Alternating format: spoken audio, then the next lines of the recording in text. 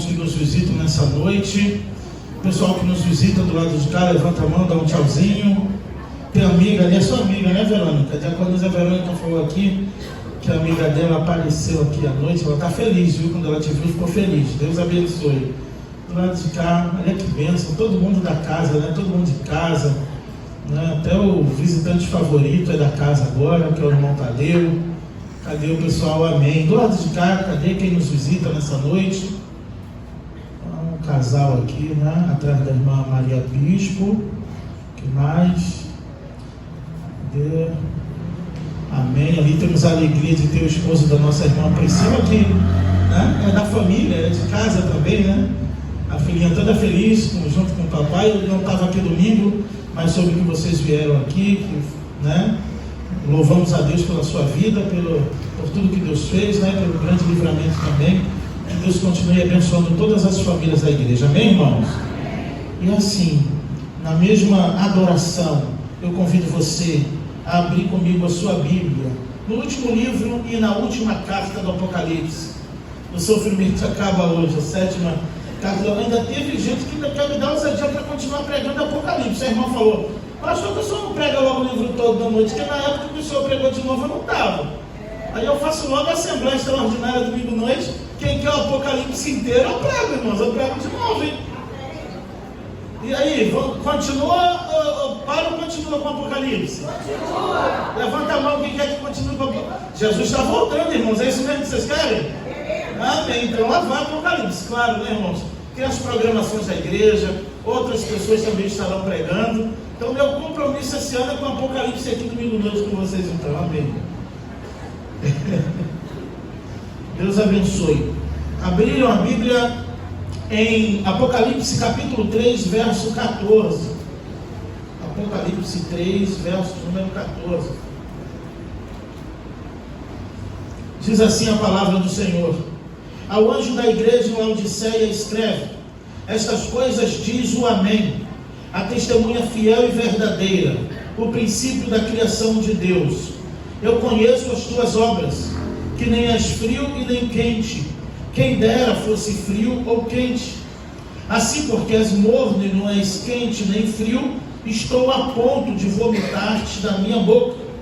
Pois dizes: sou rico, abastado, e não preciso de coisa alguma, e nem sabes que tu és infeliz, sim, miserável, pobre, cego e nu. Aconselho-te que de mim compres ouro refinado pelo fogo, para que te enriqueças, vestiduras brancas para te vestires, a fim de que não seja manifesta a vergonha da tua nudez, e colírio para ungires os teus olhos, a fim de que vejas. Eu repreendo e disciplino a todos quanto amo. Sê, pois, zeloso e arrepende-te. Eis que estou à porta e bato. Se alguém ouvir a minha voz e abrir a porta, eu entrarei em sua casa e cearei com ele e ele comigo. Ao vencedor dar-lhe-ei o direito de sentar-se comigo no meu trono, assim como também eu venci e me sentei com o meu Pai no seu trono. Quem tem ouvidos ouça o que o Espírito diz às igrejas. Fala conosco, Senhor, através da tua palavra. Eu creio que tu foi adorado nessa noite mais uma vez, ó Deus, e eu creio que tu há de falar conosco, porque precisamos ouvir a tua voz. Que eu diminua para que tu cresça, Senhor, que eu suba para que tu apareça, ó Pai, e que somente a tua palavra fique internalizada no coração da tua igreja. É o que eu te peço e já te agradeço em nome de Jesus. Amém e amém. A última igreja da Ásia Menor, provavelmente no endereço ela ficava, e provavelmente no mapa também, na última localização na Ásia Menor, a igreja de Laodiceia. Laodiceia era uma cidade muito rica, Laodiceia era uma cidade opulenta.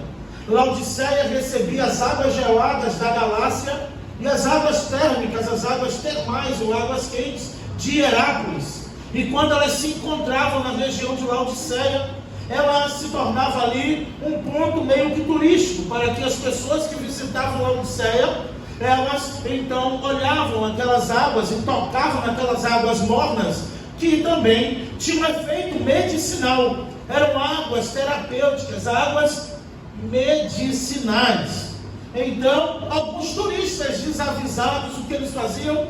Encantados com a água morna, alguns tentavam águas da fonte.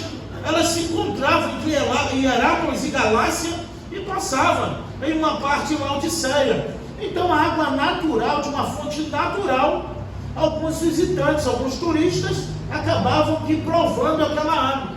Quando eles bebiam a água de Laodiceia, lhe dava náuseas, pois a água morna provocava esse mal-estar e gerava ânsia de vômito neles. Por isso que o Senhor já avisa, e eles entenderam perfeitamente o contexto em que eles estavam vivendo, a ideia do morno.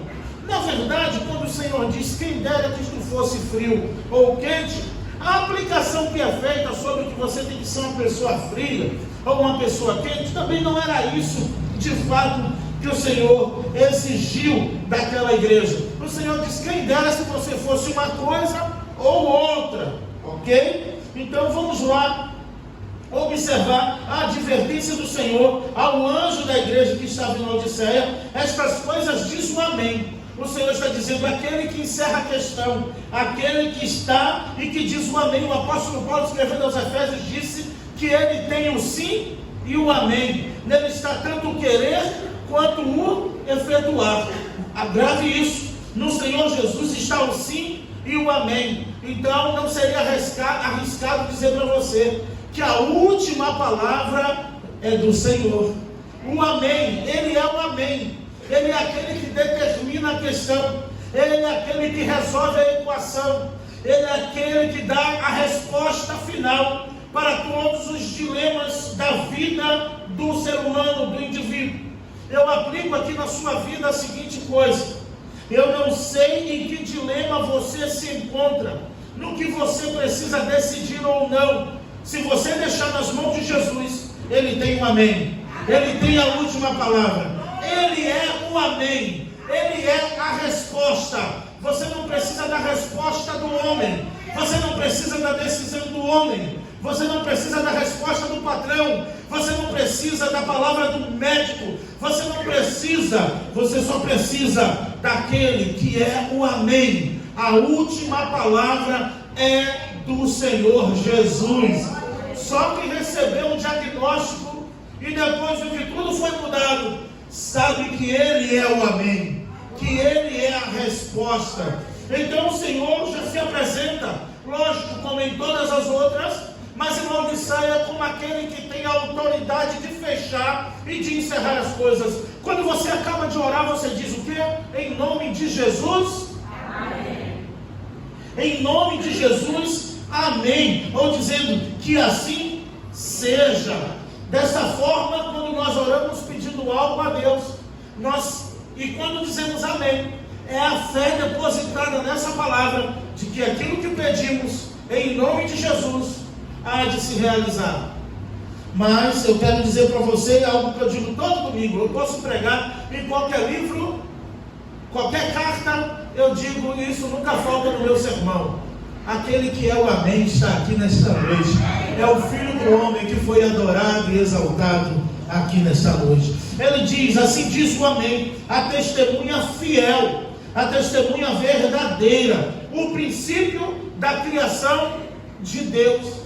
E todas as coisas nós podemos saber que nos leva ao Gênesis, quando diz, no princípio criou Deus os céus e a terra era sem forma e vazia, e o Espírito de Deus pairava sobre a face das águas. Jesus em João 17, verso 5 disse, Jesus dizendo, Pai, torna-me dar a alegria que tu me deste, quando o mundo estava sendo criado. Um dia, quando ele foi interpelado pelos fariseus sobre Abraão e a sua idade, ele disse o seguinte, antes de Abraão existisse, eu sou antes de Abraão. Abraão viu o meu dia e se alegrou. Então podemos observar claramente como Jesus se apresenta, e como ele se apresenta à igreja de Laodiceia, ele se apresenta para mim e para você nesta noite. Aquele que fala contigo nesta noite. E se tu crê que ele fala contigo, é o amém. É a testemunha fiel. E a testemunha fiel não muda o discurso conforme as circunstâncias. A testemunha fiel não muda a sua posição e nem a sua testemunha. Não muda o que diz. É a testemunha fiel. E nós muitas vezes vemos pessoas saindo presas de um júri popular por prestar um falso testemunho. E falso testemunho é crime. Também é outra questão. Mas você pode observar comigo que Jesus diz: a testemunha fiel e verdadeira. O princípio da criação de Deus. Agora vamos aqui trabalhar a onisciência e onipresença de Jesus Cristo. Eu conheço as tuas obras. Meus irmãos, isso em todas as cartas o Senhor falou. Isso de fato o salmista no Salmo 139 também disse: para onde eu me irei do teu espírito e para onde eu fugirei da tua face? Se eu subir ao céu, tu estás. Se eu fizer a minha cama nas profundezas do mar, até ali a tua mão me guiará e a tua destra me sustentará. Se eu fizer a minha cama no Sheol, ou quer dizer na sepultura, até ali tu estás comigo. Ele disse que não tinha como fugir, pois antes que a palavra chegue à minha boca, eis que tudo o Senhor já conhece. Palavras do salmista no Salmo 139. Podemos observar claramente quando o Senhor diz à igreja e diz ao anjo: eu conheço as tuas obras. E aqui é uma advertência para aqueles que têm os joelhos vacilantes. Aqui há uma advertência para aqueles que vivem e não têm uma constância, que não é perseverante na obra do Senhor, na vida com o Senhor, na sua vida devocional, na sua vida de oração, na sua vida diária. O Senhor está dizendo: eu conheço você, eu conheço as tuas obras, e sei que tu não és nem frio e nem quente, né? Conheço as tuas obras, que nem és frio e nem quente. Quem dera se tu fosse frio ou quente. Assim, porque és morno e nem és frio e nem quente, estou a ponto de vomitar-te da minha boca. Os cristãos de Laodiceia entenderam muito bem essa posição, entenderam muito bem essa advertência quando diz: por que tu és morno? Eu expliquei para vocês aqui na introdução o que é que os turistas ali em Laodiceia sentiam quando provavam. Mas não só a cidade, e aqui falando da igreja, a igreja de Laodiceia tinha influência. E nesse contexto aqui que podemos observar, era o mundo que influenciava a igreja, não a igreja ao mundo. Era a cidade que ditava, influenciava a liturgia da igreja de Laodiceia. Os irmãos de Laodiceia estavam trazendo manias do mundo e da cidade de Laodiceia para dentro da igreja. Afinal de contas, Laodiceia era uma cidade rica. Naquela época ela já tinha uma fábrica de colírio. Naquela época ela já tinha uma fábrica têxtil de tecido da lã negra, a mais cara que tinha. Nessa mesma época ela era uma cidade muito rica, porque também trabalhava com ouro. Então, uma pessoa, via de regra, não é para todos, graças a Deus que não é a realidade de todos, mas uma pessoa quando começa a ter tanta prosperidade assim, e numa cidade que tinha todos os recursos, tinha medicina, né? Tinha ali a farmácia, né? Podemos dizer assim, uma fábrica de colírio, uma fábrica de tecido, né? Então era um povo que não tinha dificuldades com vestes, porque estavam sempre bem vestidos, não tinha dificuldade com dinheiro, porque era uma cidade que trabalhava com ouro puro, era um povo bem de classe média alta, ou de classe alta praticamente. Isso fazia com que aqueles irmãos não dependessem de Deus. Frederic Nietzsche, quando disse Deus está morto, na época ali depois da Idade Média, quando veio para o Iluminismo, ele disse que Deus está morto, e a gente vê assim como uma blasfêmia, e claro que é dizer que Deus está morto, mas Frederic Nietzsche quis dizer, quando quando falou que Deus está morto, é que através do iluminismo, da ciência, do conhecimento, da autossuficiência, os homens iriam a cada vez mais depender menos de Deus. Eles não iam pedir a Deus o que o seu dinheiro podia comprar. Agora eles não iam pedir mais a Deus aquilo que eles podem ter a qualquer momento. Por isso que o Senhor tratou esse assunto de forma tão séria que chamou o dinheiro de um Deus. Ou você ama a Deus ou você ama a Mamon, porque não podemos agradar a dois deuses. Jesus comparou, nem com o diabo, mas comparou o dinheiro como um Deus que competia com a própria divindade suprema, que é o nosso Deus criador e sustentador. O apóstolo Paulo, escrevendo a Timóteo, disse: o amor ao dinheiro é o princípio, é a raiz de todos os males. Note, não é o dinheiro que é o problema, é o amor ao dinheiro que é a raiz de todo o problema. A questão é que muitos passam dificuldades e muitos aprendem a amar mais o que tem do que aquele que deu o que você tem. Não ame mais o que você tem, ame mais aquele que te deu o que você tem. É uma lição para mim e para você. Não devemos amar tanto o que temos, tanto quanto aquele que nos deu e nos dá em justa medida. No momento certo, o Deus da provisão suprirá todas as nossas necessidades e nunca deixará faltar para os seus servos. Amém, meus irmãos? Então a igreja de Laodiceia sofria e tinha essa auto-independência, porque na verdade era rica, era opulenta, e com isso os irmãos de Laodiceia, a carta à igreja que está em Laodiceia, o Senhor está dizendo que é uma igreja morta. Note, uma abandonou o primeiro amor, uma tinha fama que vive e estava morto. A única que não recebeu nenhuma repreensão foi a igreja de Laodiceia. Mas cada uma delas o Senhor tinha algo contra aquela igreja. Dando uma visão panorâmica do Apocalipse, na quarta-feira passada, na Igreja Batista de Jardim Carioca, lá onde o pastor Edward é pastor, a pergunta foi feita das 7 igrejas. Uma das perguntas para mim, feita no final, foi que das 7 igrejas da Ásia Menor, qual a que parecia com a igreja de hoje? Do que a igreja de hoje? A igreja de modo geral, a igreja de Jesus Cristo espalhada na terra, no mundo. O qual das 7 igrejas a igreja de hoje se parece? E a minha resposta foi que a coisa está tão difícil, que é só pegar a acusação de cada uma delas que você tem a igreja de hoje. Na igreja de hoje tem gente que tem fama que vive, mas está morto. Tem gente que é morno. Tem gente que é fiel. Tem gente que é sinagoga de Satanás. Tem espírito de Jezabel. Eu digo na igreja evangélica, de modo geral. O espírito de todas dos nicolaítas, da libertinagem, do não tem nada a ver, tudo bem, o que é que tem.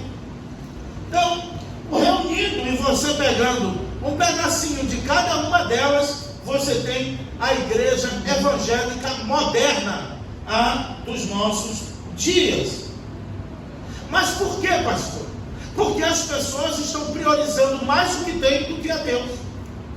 As pessoas estão vivendo mais para o que Deus deu do que para o próprio Deus, que pode lhe dar todas as coisas.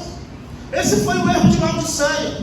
Por isso que os cristãos começaram a se afastar da oração, começaram a se afastar da palavra, começaram a viver uma mediocridade.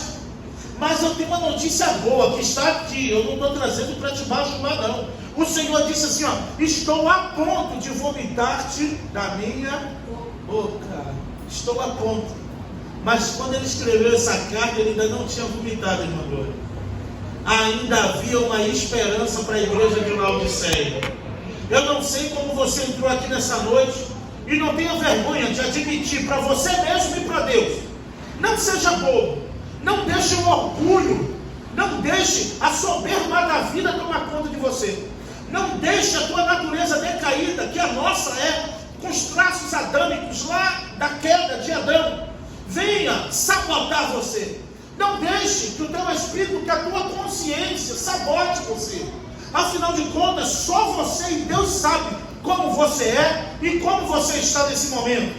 Não adianta o pastor tentar adivinhar que ele não tem bola de cristal.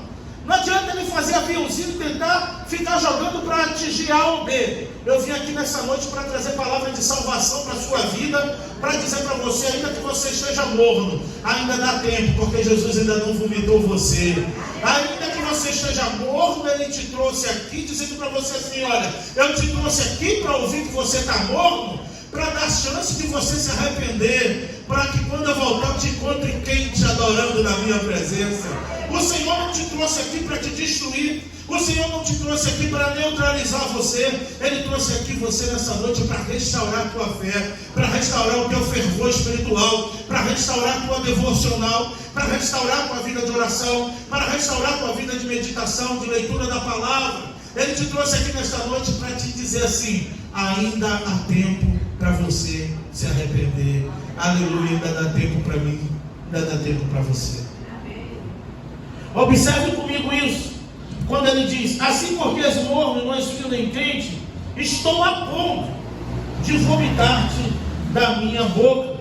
E aí o Senhor diz o porquê ele está prestes a vomitar. Por causa da soberba. Há três coisas no mundo, e João já disse. A concupiscência dos olhos, a concupiscência da carne e a soberba da vida. E naturalmente todos os pecados estão em alguma área dessa. Ou na concupiscência dos olhos, o desejo desenfreado de ter o que não pode ter.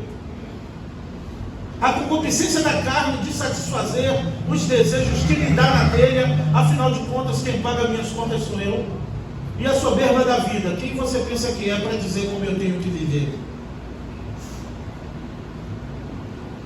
E isso tem levado muitos a viverem uma vida medíocre. Fica na margem. Ele vai estar sempre na margem. Ele não vai viver as profundezas de Deus, porque ele é e vive uma vida medíocre. Sabe por quê? Porque ele tem mais tempo, e tem muitos assim, que tem mais tempo de aferir a espiritualidade dos outros do que a sua própria. Tem gente que tem a capacidade até de dizer quem é salvo e quem não é, mas não consegue dizer de fato se ele é ou não. Tem pessoas que vivem para, de fato, e aí eu preciso dizer, para tomar conta da fé do outro, da vida do outro, do que o outro é, do que o outro deixa de ser. Mas eu convido você a parar tudo e olhar apenas para você nessa noite e reconhecer. É outra questão que dá a dificuldade para a soberba da vida. Adão, onde tu estás, Adão? Ó Senhor, eu estava com vergonha, percebi que estava nu e me escondi. E o que tu fez, Adão? Eu não, Senhor, foi a mulher que tu me deu, ela que me fez pecar. Ô serpente, o que você fez? Não foi eu não, foi a serpente que me enganou. A soberba da vida vai estar sempre, e é um dos traços, e nasceu lá no Jardim do Éden. A dificuldade de reconhecer o seu próprio estado miserável, para então receber a cura. Você já labutou, né, com algum parente que não reconhece que está doente, ou não reconheceu em alguma época, e que pode se curar sozinho, e que não gosta de médico? Esse sou eu também, tá? É um negócio meio diferente comigo, né? Mas você já percebeu que a pessoa tem dificuldade de reconhecer que precisa, e às vezes quando cai em si já é tarde demais? Podemos observar aqui que o próprio Senhor está dizendo, olha o verso 17 comigo, porque tu não és morno, porque tu és morno, nem frio nem quente, estou pronto a vomitar da minha boca, porque tu dizes. Ou seja, o Senhor iria vomitar, a igreja de Laodiceia estava a ponto, né? Já estava na boca ali para vomitar, né? Estou a ponto de te vomitar da minha boca, porque tu dizes, eu sou rico. Olha a soberba da vida, olha a autossuficiência, eu posso, eu faço a hora que eu quiser, sou eu que faço, sou eu que compro, sou eu que pago, o dinheiro é meu, a vida é minha. E tem muitos vivendo e caindo nesse pecado. Ele não adultera, ele não vive, ele não bebe, ele não fuma, ele não frequenta baladas quando não está na igreja, ele não está fazendo de uma certa forma da sua vida, nem vivendo de uma maneira deliberada no pecado, mas a soberba da vida estava dentro da igreja. A soberba da vida não estava no mundo, estava na igreja. Essa carta era para uma igreja. Mas o problema é que a gente se acostumou, e eu já sempre falo isso, que o sermão de domingo à noite é evangelístico. E porque ele é evangelístico, ele não é para os membros, ele é para o visitante. E aí o Senhor está dizendo: eu estou batendo na porta, alguém pode abrir, por favor? Para a igreja de Laodiceia. E aí fica uma questão para a igreja de Laodiceia. Talvez essa questão eclesiológica a gente consiga resolver um dia. E a questão toda que devemos pensar é o seguinte: que isso é uma grande tragédia. O que eu vou dizer agora: eu sou salvo porque eu sou membro de uma igreja, ou sou membro de uma igreja porque eu sou salvo?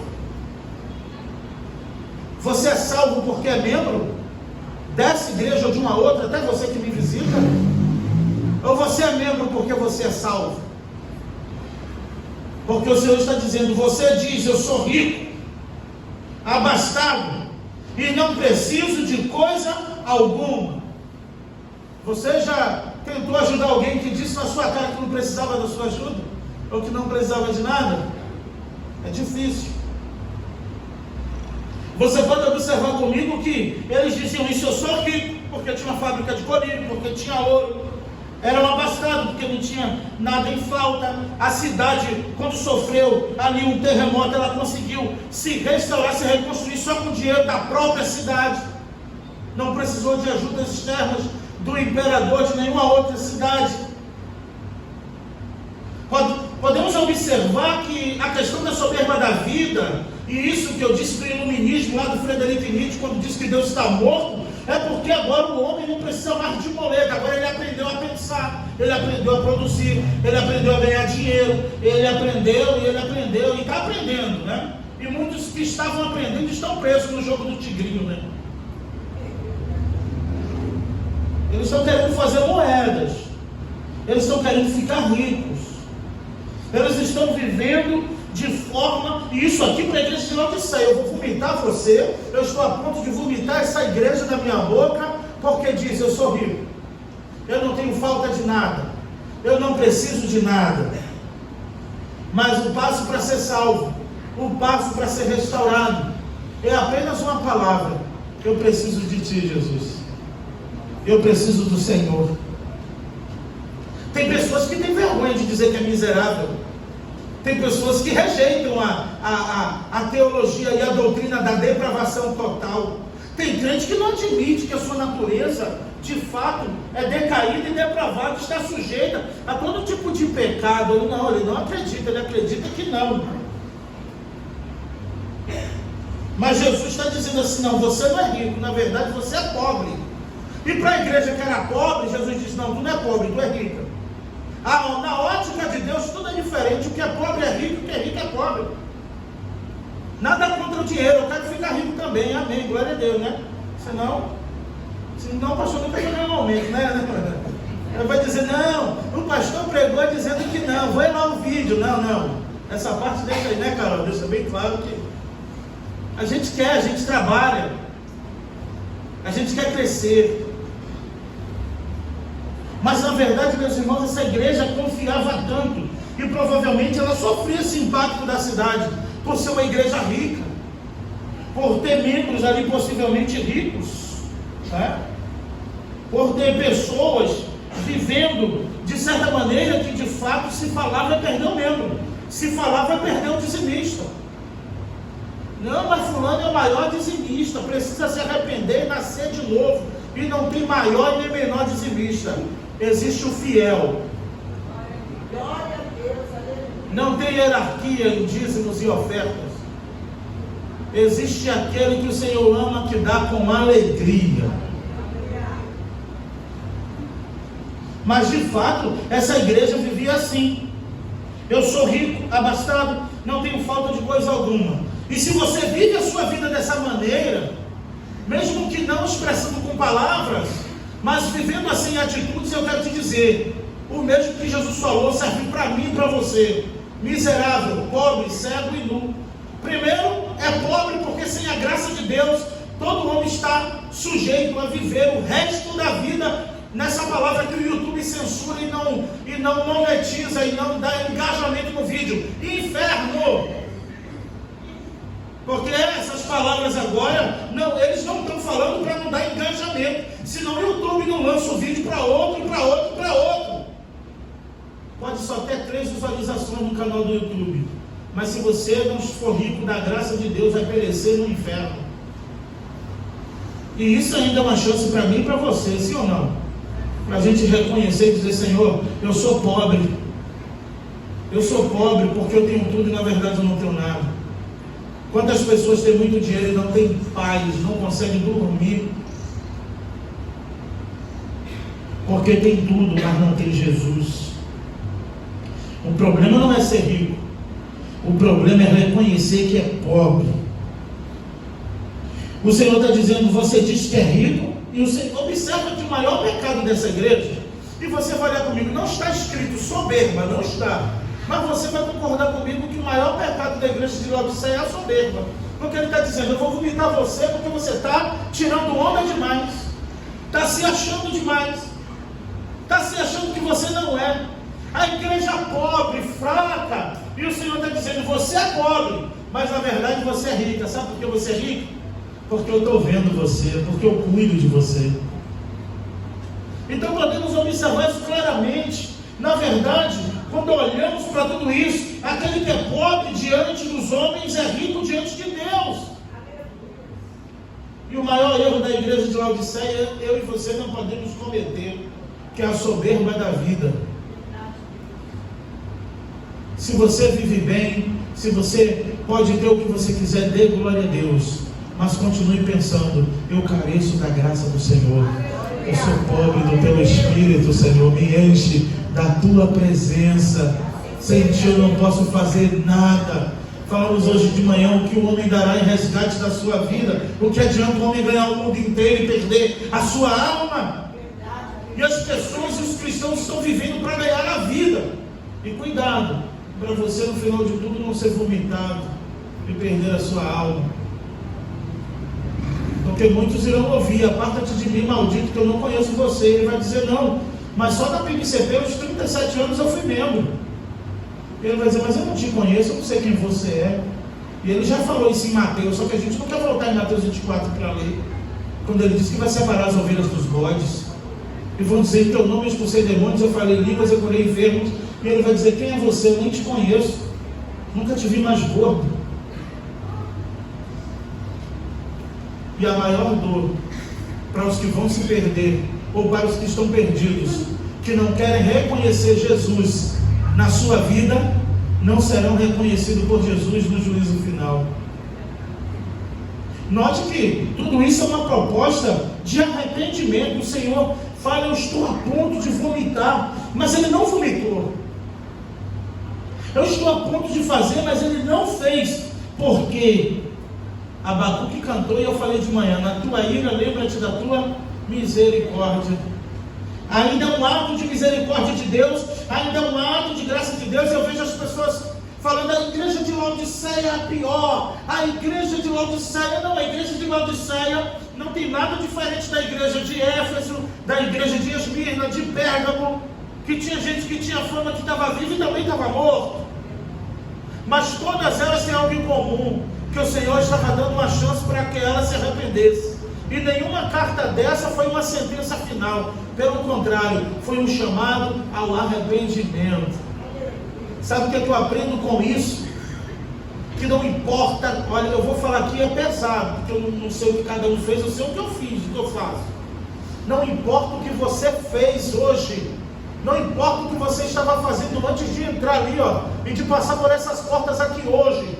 Nesse exato momento, nessa exata hora, eu digo para você: há perdão para os seus pecados, há solução para você, há chance para você. E eu nem posso imaginar e nem quero saber. E graças a Deus todo mundo aqui é bem comportadinho, ninguém fez nada de errado. Mas eu não sei como é que você está, eu não sei como é que está a sua cabeça, mas a carta de Laodiceia não é para matar você e nem para te xingar de morno, não. É para dizer para você que mesmo que você esteja morno, Ele quer te aquecer com seu Espírito Santo. Se você entrou frio ou gelado, Ele renova o Espírito Santo em você. Ele coloca e derrama o bálsamo de Gileade nas tuas feridas, nas tuas sequelas, nos teus traumas. Ele é poderoso para restaurar a tua fé, o teu coração nesta noite aqui. Eu não te prometo a chave da casa própria, eu não te prometo que você vai ficar rico, mas eu prometo para você, pela palavra de Deus, que se você se arrepender, que nesta noite, não precisa ninguém saber o que está passando no seu coração. Talvez você está nascendo de novo agora, ninguém sabe. Talvez você esteja se arrependendo agora, ninguém sabe. Mas a chance para você, o Senhor está restaurando você, e é com você e Deus, ninguém tem nada a ver com isso. Eu não preciso ver você chorar para entender que você se arrependeu e nasceu de novo. Mas se na sua mente você diz assim: Senhor, eu sou miserável, pobre, cego e nu, sabe o que acontece? Aí você recebe dele o melhor colírio para que veja. Aí você recebe o ouro refinado. E outra coisa, ele diz assim: olha, eu vou te dar umas vestes que você vai cobrir a vergonha da tua nudez. Ele ainda está dizendo assim: olha, eu vou te dar roupas, vestes de santidade para você cobrir a tua vergonha. Então o pecado é algo tão sério que ele não diz: eu vou tirar a tua vergonha. Ele diz: o pecado é uma realidade, sabe? Eu não sei como tem gente que pensa que não peca, se acha, é tão soberba que pensa que está acima do bem e do mal, que não peca. Eu fico meio indignado com isso também, sabe? Porque ele está dizendo assim: eu não vou tirar a tua vergonha, eu vou te dar um vestido que vai cobrir a tua vergonha. Dizendo assim: essa situação aí só no juízo final, só quando o nosso corpo for transformado em um corpo de glória. Porque aquilo que é corruptível será revestido da incorruptibilidade. Eu vou avançar que a gente precisa ceiar. Mas iremos ceiar, meus irmãos, perdoados por Jesus pelos nossos pecados. Iremos ceiar restaurados pelo Espírito Santo. Pare de se auto-sabotar, não deixe o orgulho, a soberba da vida, não deixe sua presunção, não deixe seu intelecto, não deixe sua consciência, não deixe seu poder aquisitivo, não deixe a sua intelectualidade, não deixe nada entrar na tua frente nessa noite. Reconheça que você é miserável, pobre, cego e nu, e você vai receber a misericórdia de Deus sobre a tua vida. Afinal de contas, só recebe a cura quem reconhece que está doente. Porque Jesus disse: eu não vim para os sãos, só não precisa de médico, eu vim foi para os doentes.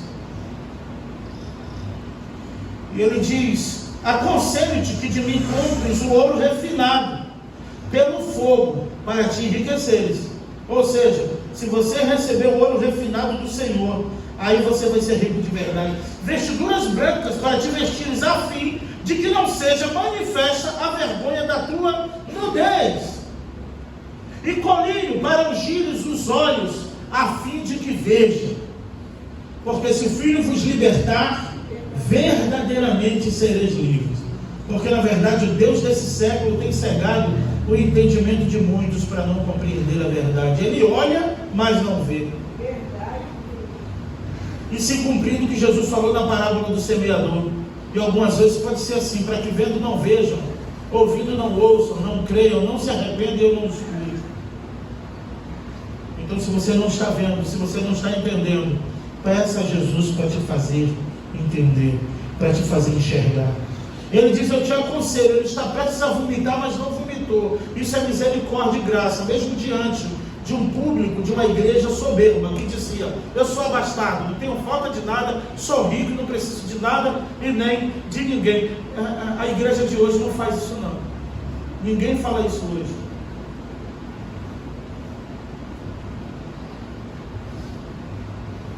Ou não é soberba quando você diz: eu faço o que eu quiser, a hora que eu quiser, e ninguém não tem nada a ver com isso.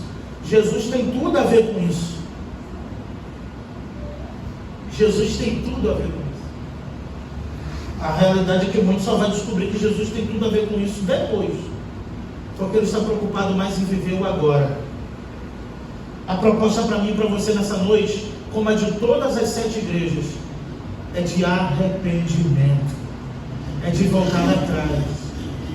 E se o meu povo, que se chama pelo meu nome, se humilhar e orar e buscar a minha face e se converter e der meia volta dos seus maus caminhos, então eu ouvirei dos altos céus, eu perdoarei os seus pecados e eu sararei a sua terra. Agora estarão atentos os meus ouvidos, os meus olhos e os meus ouvidos a orações que forem feitas neste lugar. Mas eu não sei mais o que ofende a nossa geração. Se é pregar sobre santidade ou sobre pecado. Se você prega sobre santidade, você quer ser mais santo que todo mundo. E se você prega sobre pecado, parece que você não tem pecado. Então, de qualquer coisa, ofende. Aí Jesus diz, aqui eu vou comparar essa geração. Eu comparo essa geração a crianças na praça, que tocando uma música de luto, elas dançaram, e trocando música de alegria, elas choraram. Aí veio João Batista, que não comia nem bebia, eles diziam, tem demônio. Aí veio o Filho do Homem se banqueteando, comendo, eles chamavam de glutão. Jesus estava dizendo, essa geração não sabe o que quer, nada está bom, tudo ofende, tudo é contra. Mas bem-aventurados, que está na palavra de Jesus, tá? Eu falo igual Paulo, digo eu e não o Senhor. Mas bem-aventurados que é o que aquele que ouve a palavra do Senhor. Na verdade, Mateus 7, 24 vai dizer, eu vou comparar esse homem que edificou a sua casa sobre a rocha. Veio o vento, veio a chuva, bateu com ímpeto, o vento forte sobre ela, e ela não caiu, porque ela estava na rocha. Você não precisa ser perfeito, você não vai conseguir ser santo no sentido literal da palavra, você não vai conseguir viver sem pecado, não vai, mas aquele que perseverar até o fim será salvo. Aquele que o Senhor encontrar lutando. Quando Jesus voltar, você pode não ter conseguido vencer algum tipo de fraqueza na sua vida.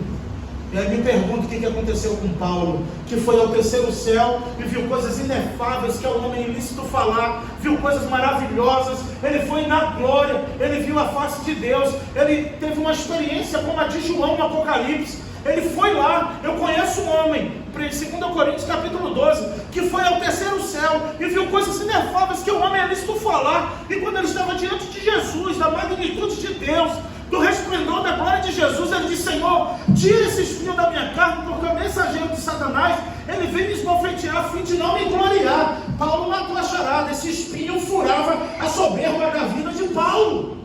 Porque ele disse, mensageiro de Satanás, alguém está zombando de mim, alguém está dizendo, eu sou apóstolo, mas é isso.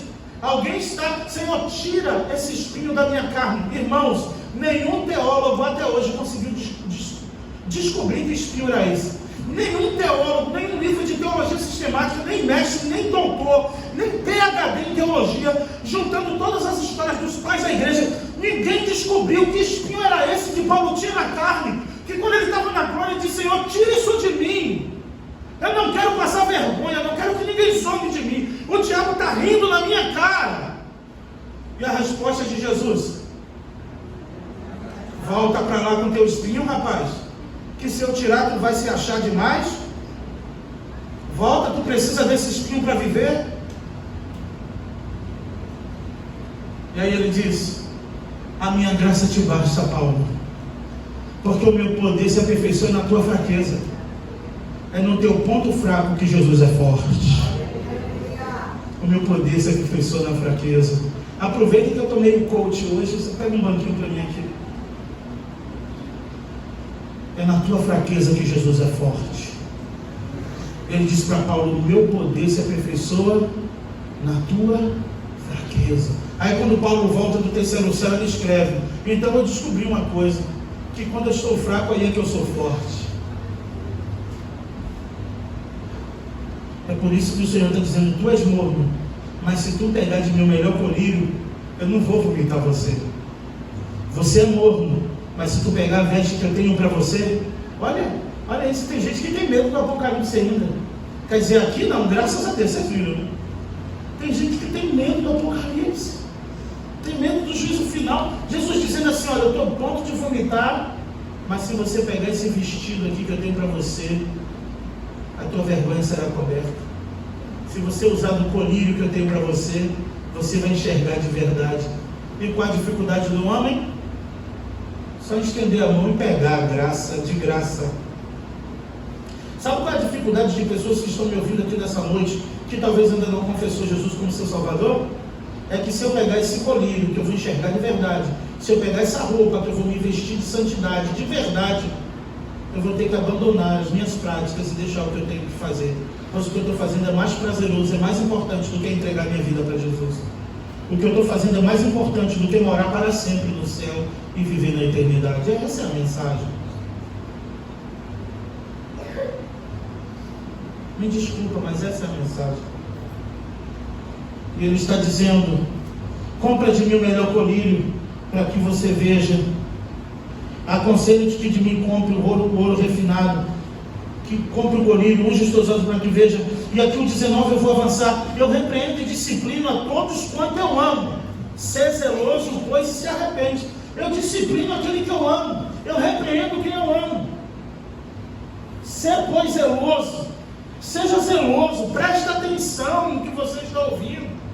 Por isso que encerra, que tem ouvido os outros, porque o Espírito diz à igreja: seja zeloso e se arrepende. Eis que estou à porta e bato. Se alguém ouvir a minha voz e abrir a porta, entrarei em sua casa, cearei com ele comigo. Você quer Jesus na sua casa nessa noite? Você só precisa abrir a porta do seu coração, pois essa pregação já está batendo na sua consciência desde 8 horas. Você só precisa abrir a porta e deixar Jesus entrar. Deixa que Ele arrume essa casa. Deixa que o Espírito Santo adorne a sua consciência, o seu coração. Deixa que o Senhor joga por terra tudo que não o louve e não o agrada. Deixa que o Senhor tira todos os vícios e pecados. Apenas abra a porta do seu coração. Porque senão no juízo final você vai passar pela porta larga que leva para a perdição. Ao vencedor. E vencedor aqui, sabe quem é? Sabe quem é vencedor? O que se arrepende. Vencedor é o que se arrepende. Esse é o vencedor. Estou procurando vencedor não sei aonde. Mas ao que vencer, darei o direito de sentar comigo no meu trono, assim como eu venci e sentei no trono de meu Pai. Olha que recompensa, só para você se arrepender. Ainda tem gente que quer que faça apelo depois da pregação. Venha, agora você que está com dor na coluna, agora vem você que está com reumatismo, agora vem você que teve um livramento. Você está tendo um livramento agora, sabe de quê? Da morte eterna. Você está tendo um livramento de ir para o inferno com essa pregação. Essa mensagem pode salvar a tua vida para sempre. E sabe o que é que muitos vão fazer? Dar as costas e ir embora e dizer: quem sabe amanhã? Amanhã pode ser muito tarde.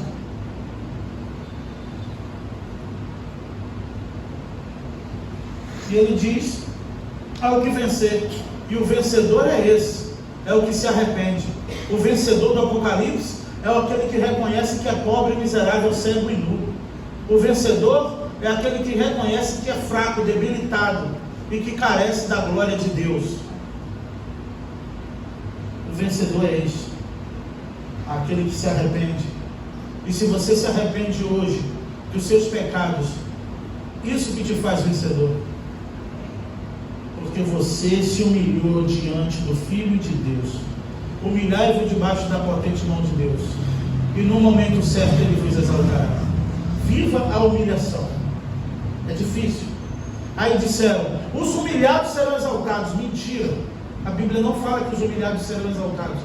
A Bíblia diz: aquele que a si mesmo se humilha, o Senhor o exalta. E aquele que a si mesmo se exalta, o Senhor o humilhará. Então não é que te humilharam. Te humilharam, vai ficar por isso mesmo.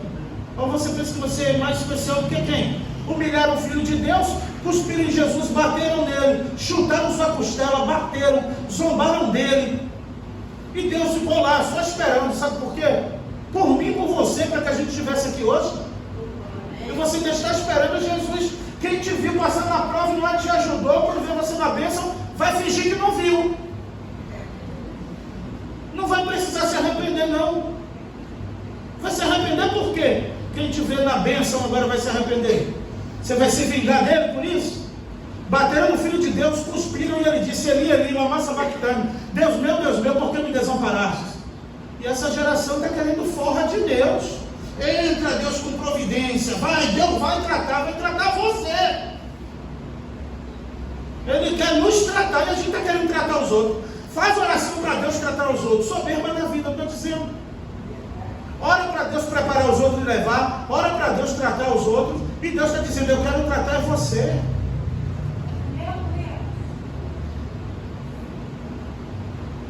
Sabe o que é que eu preciso? Reconhecer que eu sou miserável. É só você pensar assim: se Jesus voltasse hoje, eu estaria perdido, não é? Eu estaria, não sei se você estaria achado. mas eu acho que eu estaria perdido. Pastor, mas o senhor é pastor, pastor é homem. Se Jesus colocasse eu, Santo Antônio, eu estava perdido. Mas Ele me deu a chance de pregar e me arrepender, assim como deu para todos nós. É simplesmente porque eu sou pastor da igreja, eu tenho que estar toda semana pregando. O Senhor quer salvar você. O Senhor quer te enriquecer. Quer te fazer vencer através do sofrimento, do arrependimento. E eu falei algo de manhã aqui, que mexe com a soberba da vida. A música do Padre é muito bonita, que diz: o mundo pode até fazer você chorar, mas Deus te quer sorrindo. Aí eu fui lá e criei a controvérsia. O mundo quer você sorrindo, distraído, no fantástico mundo de Bob. E Deus quer você chorando pelos seus pecados. É isso que Deus quer de verdade. Deus quer o seu povo chorando e lamentando pelos seus pecados. E o mundo, na verdade, quer você rindo e distraído. E a música sempre é bonita. Que ainda se vier noites traiçoeiras, né? Se a cruz pesada for, Deus estará contigo. O mundo pode até fazer você chorar, mas Deus te quer sorrindo. Oh, Deus quer você, não dá amém não, que Deus quer você chorando. Deus quer você assim: Senhor, tenha misericórdia de mim, filho de Davi. E eu encerro aqui falando sobre filho de Davi. O homem grita, o homem é cego, o homem está a mendigar, ele é cego, e ele grita: filho de Davi, tenha compaixão de mim. Ele reconhece que ele é miserável. Bartimeu, ele reconhece, ele já era miserável e ele se humilha mais ainda. E aí vem os discípulos e dizem assim: tu está atrapalhando o sermão, para de gritar. Só que aí mexeram com a pessoa errada, né? Porque diz que quanto mais mandava o filho de Timeu calar a boca, mais ele gritava: filho de Davi, tenha compaixão de mim. Cala a boca. Ele gritava mais alto. Jesus falou: alguém tão miserável me chamando, alguém tão miserável pedindo compaixão, eu vou ver quem é. Voltou: o que é que tu quer? Você sabe? Eu quero ver. Aí Jesus disse o quê? Vá ser membro de uma igreja, vá lá ver a carteirinha de membro, desça lá naquele batistério da PIBCP, naquele assalpão da PIBCP, lá naquele... Quando você levantar dali, você vai enxergar. Foi? Eu quero ver. Jesus disse assim: então veja. E ele viu. Você pode dizer: filho de Davi, tem compaixão de mim? Olha que se você falar isso, ele pode olhar para você nessa noite, hein? Se você fizer isso, ele pode voltar para onde ele está indo e dizer: o que tu quer que eu te faça, Márcia? O que tu quer que eu te faça, irmã Edna? O que você quer que eu te faça, Paulo? Você está dizendo tanto para eu ter misericórdia de você, então o que você quer? Aí você diz assim: eu quero ver, eu quero ser curado, eu quero ser liberto, eu quero que o Senhor abençoe, eu quero que o Senhor cure a minha filha, eu quero que o Senhor abençoe o meu lar. Aí ele diz assim: então bom, então será feito. Amém? Ao vencedor, ele vai dar o direito de sentar à direita do Pai. Quem tem ouvidos, ouça o que o Espírito diz à igreja. Agora vamos para o momento da ceia. O que não salva é para os salvos.